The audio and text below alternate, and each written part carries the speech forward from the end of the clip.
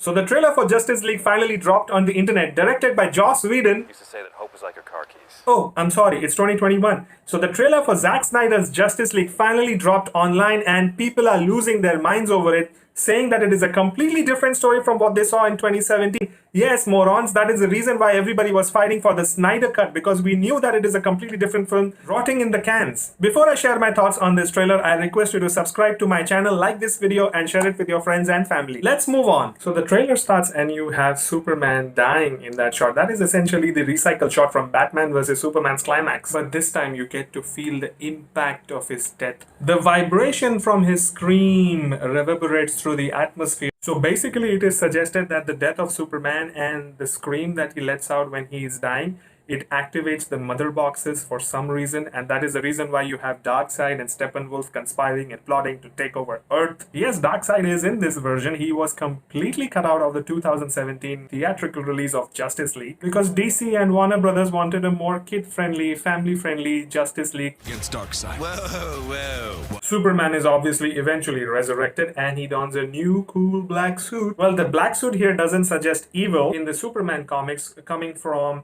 the Death of Superman storyline, where Superman dons a black suit basically to regenerate his powers after coming back from the dead. I know you saw the black suit on Superman and probably thought this is Spider-Man 3 all over again, Superman's gone evil, but no. Black suit here doesn't mean evil, he's just wearing it to regenerate his powers. We also get another scene of Ben Affleck as Batman in another Knightmare sequence. And this one basically was the biggest surprise of the entire trailer. We have Jared Leto reprising his role as the Joker. And he probably says the coolest line any Joker has said in any film today. We live in a society. And why is that line so cool? Well, you basically had 2 million fake memes of Heath Ledger and Joaquin Phoenix that started with the quote, we live in a society, whereas they never said it in any film. And here, Snyder used those memes as an actual dialogue for Jared Leto. That is what makes it so cool. And I know a lot of people are losing their shit over this line. Also, Jared Leto's look here is completely different from what he had in Suicide Squad, where he was basically playing a gangster version of Joker. I personally didn't enjoy Suicide Squad as a movie as much, and I certainly didn't enjoy his version of the Joker in that one.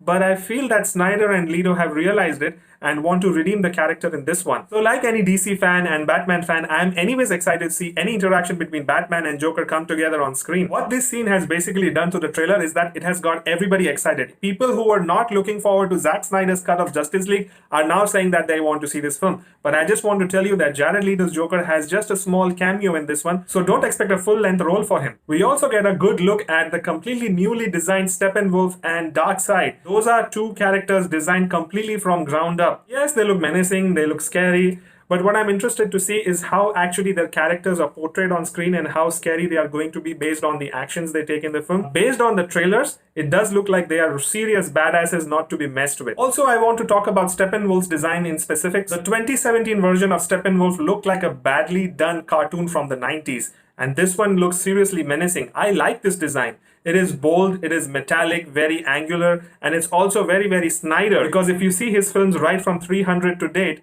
he has made his villains extremely powerful, right from Xerxes to Doomsday and now Steppenwolf. We'll find him! Oh yes, sorry, Zod as well. I think by far Zod has been the most powerful villain that Snyder has put on screen. So the man definitely has a thing for making his bad guys really powerful and sometimes even more powerful than the good guys. One more interesting reveal about this trailer was looking at the entire Grand Kingdom of Darkseid in Apocalypse. Basically, you see this badass entry of Darkseid and his legion of parademons submitting to him, even Steppenwolf calling him my lord. You know, a lot of people are comparing Darkseid to Thanos, but I want to tell you that in this version of Justice League, Darkseid only has a small cameo. Steppenwolf is still going to be the main villain of this one. Yeah, and obviously, like every trailer, we get cool montage shots of the gang. We get Wonder Woman, we get Aquaman, we get Cyborg, we got Flash.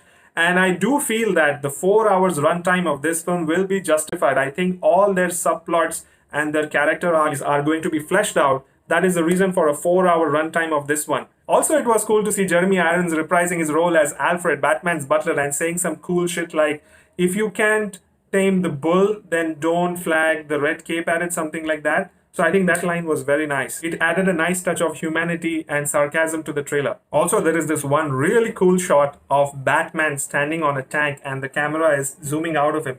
Yes, that is Batman's tank, and it looks like he means serious business in that sequence. It's an obvious reference to Frank Miller's Dark Knight Returns, in which you have Batman riding a tank called War Machine. This one is completely modeled on that, and we all know how much Snyder loves Frank Miller. He made 300, which is a direct interpretation of Frank Miller's novel. So finally, to summarize, I think this one looks really different from the film that we got in 2017. Snyder had a very specific vision for what he wanted to showcase, and I'm glad he's getting to realize his vision. So are you excited for Zack Snyder's Justice League? Comment below and let me know. And before you go, don't forget to subscribe to my channel, like this video, and share it with your friends and family. Thank you for watching.